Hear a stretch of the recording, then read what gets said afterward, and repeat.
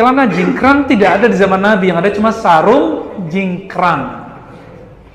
Tuh, antum yang jingkrang-jingkrang tuh ya.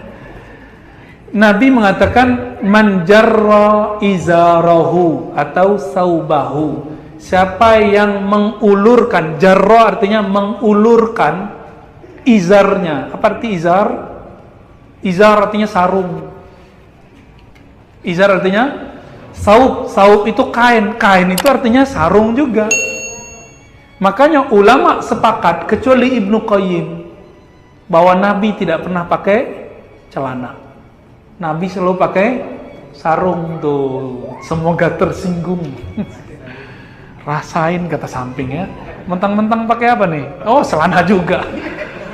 Jadi ternyata Nabi nggak pernah pakai sarung. Namun ini kaedahnya ada. Nabi itu memakai pakaian kaumnya. Karena di kaumnya Rasulullah pakai sarung, Nabi pakai sarung. Coba kalau Nabi orang Melayu Riau, mungkin pakai celana, terus ada yang apa tuh, yang sarungnya setengah itu. Wah, itu di atas lutut malah, Pak. Bukan di bawah lutut ya, di atas lutut malah. Gimana hadisnya? Di hadisnya memang ada di riwayat Nasai ya, orang yang matahtal ka'bain finnar, yang di bawah mata kaki di neraka. Maka Syekh bin Baz mengatakan, kamu walaupun gak sombong, kalau di bawah mata kaki neraka. Tapi pendapat itu dibantah oleh ulama Yaman, ulama Azhar, ulama Suriah. Guru-guru kita rata-rata ya jingkrang, ada yang jingkrang, ada yang tidak. Bahkan Syekh Sudais itu coba lihat di Mekah, kurang salafi apa beliau? Ya, Syuraim dan beberapa masyayikh kadang mereka manjang, kadang enggak. Jadi apa arti kelarangan untuk berpakaian yang jingkrang itu? Ternyata Nabi mengatakan khuyala. Saya sudah jelaskan berkali-kalinya. Nabi SAW dalam Kitabul Libas, bab pakaian di Sahih Bukhari, hadis pertama, Imam Bukhari meriwayatkan dari Abu Bakrah radhiyallahu taala anhu. Beliau keluar dari rumahnya, yajurru saubahu, sarungnya di bawah mata kaki. Saat itu terjadi kusuf, matahari gerhana, lalu beliau langsung sholat dan sarungnya di bawah mata kaki. Diterima nggak sholatnya? Terima nggak? Serius? Kata Ustadz antum nggak diterima. Ya? Yang nggak diterima itu yang khuyala, yang dia berkhayal lagi sholat. Sekarang yang berkhayal bukan yang di bawah mata kaki, yang jingkrang-jingkrang mungkin yang berkhayal.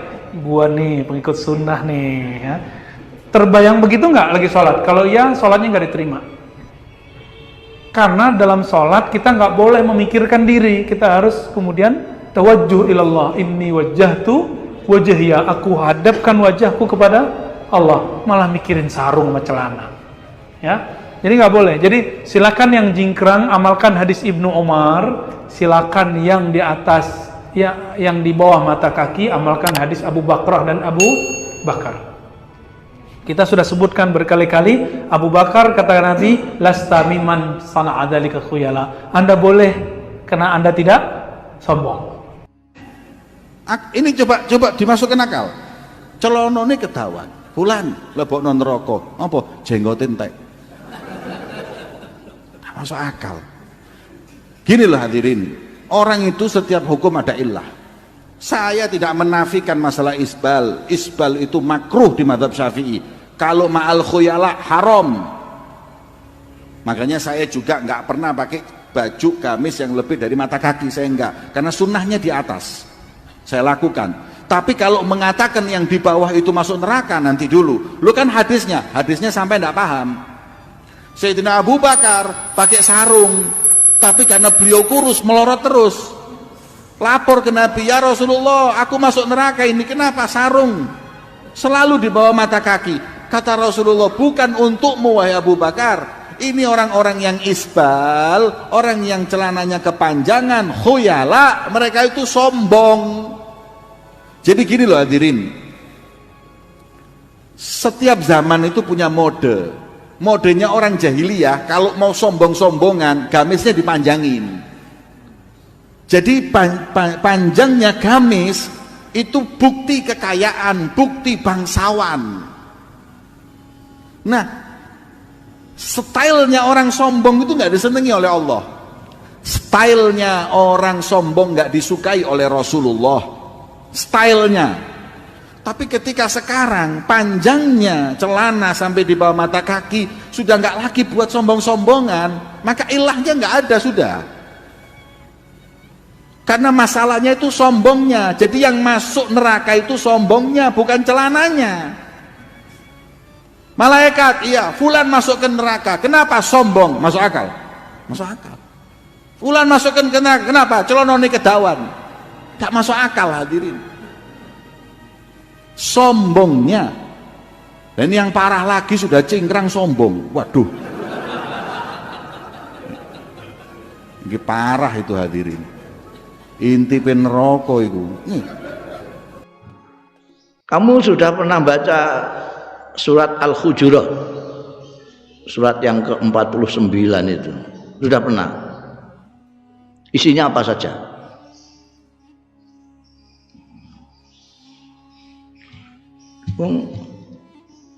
Yasin aja orang membaca paling kerep itu Yasin. Itu aja nek ana kematian. Paling cepat malam Jumat gitu. Surat Kahfi juga gitu. Dan itu tanpa menelaah mutalaah maknanya tidak ada.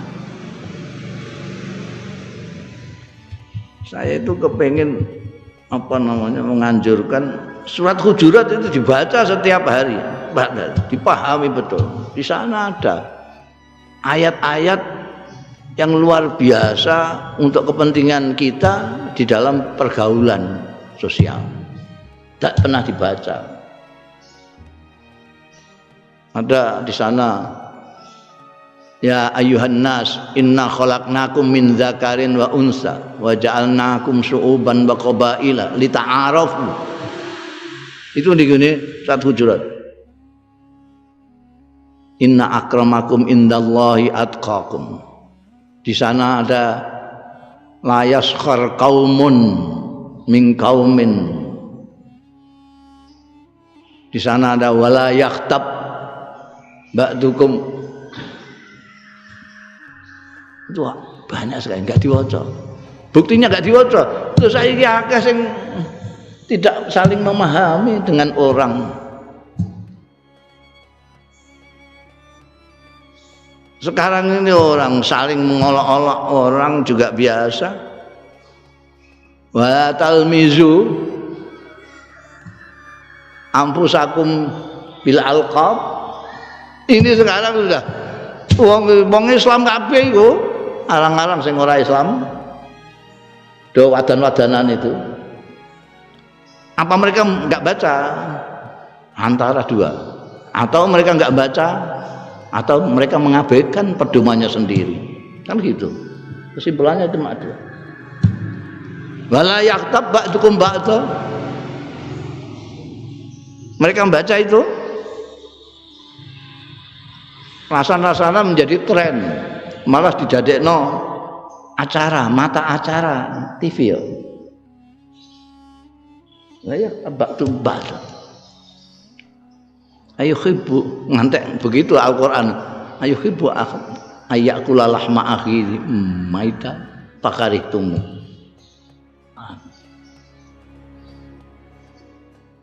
Suudzon inna ba'dadzon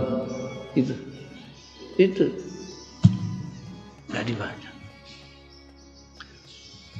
Kalau baca itu nek isih duwe isin, orang Islam itu akan malu semua dengan dirinya sendiri. Karena mereka selalu mengatakan bahwa Al-Qur'an adalah pedomannya, tapi mereka mengatakan pedomanku adalah Al-Qur'an. Bahkan menganjurkan orang supaya kembali ke Quran, tapi kelakuannya sama sekali tidak nempel isinya Al-Qur'an. Lalu apa bedanya orang yang punya Quran dengan yang tidak punya Quran? Apa bedanya orang yang tidak berpedoman Quran dengan orang yang mengaku pedomannya Al-Quran? Pedoman itu kan kalau saya akan melangkah Saya cocokkan dengan Al-Quran ini, cocok apa enggak? Enggak cocok berhenti, cocok berjalan. Sekarang siapa? Umat Islam yang mengaku berpedoman Al-Quran, yang menggunakan cara itu. Jadi kalau melakukan sesuatu bukan nafsu, bukan kepentingan,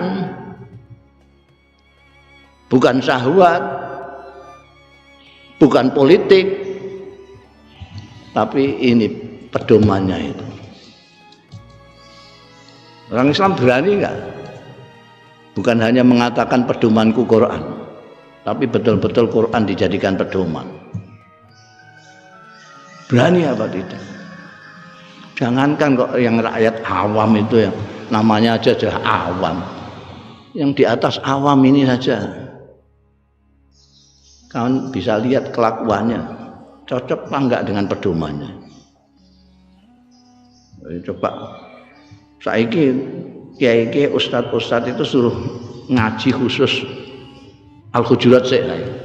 Saat ini penting surat Al-Hujurat kan maca. Dan dan Gus Bah bareng kon mulang Al-Hujurat. Biar viral Al-Hujurat ini.